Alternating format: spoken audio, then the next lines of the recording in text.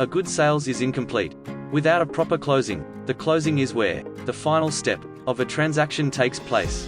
Hence, it becomes vital to understand the skills required to close a deal and make a lasting impact in building customer relations.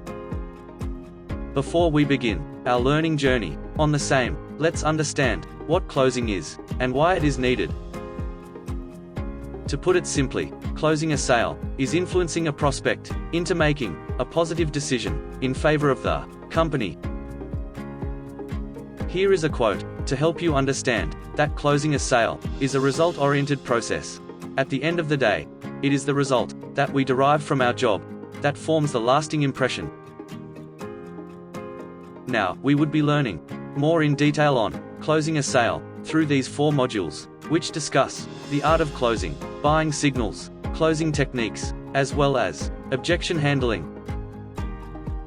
When closing a sale, create a sense of urgency by helping clients identify an imbalance in their decision.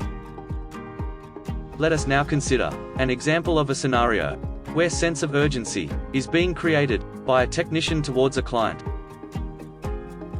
A technician can create a sense of urgency by suggesting to the client that an immediate change of the car's parts can prevent a possible breakdown that could otherwise put the client in a dangerous situation.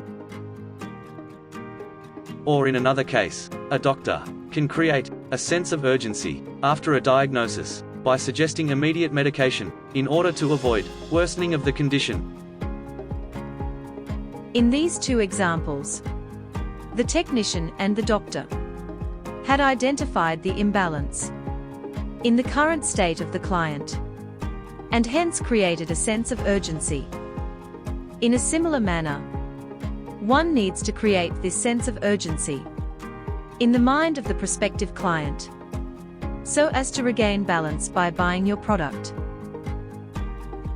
This brings us to a very important question that questions, how can we understand that our customer is ready to buy?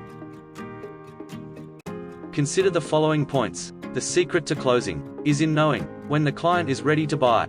It is required so as to be in sync with their mood and personality. In case the customer seems pressed for time, acknowledge the situation and make them feel relaxed by providing assistance.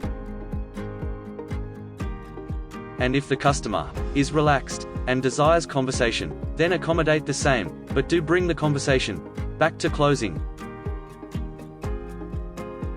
Thanks for watching the introduction and art of closing skills. We will now cover more aspects of closing skills in further detail through topics of buying signals, followed by closing techniques, as well as objection handling, and finally, testing the learnings through a final test.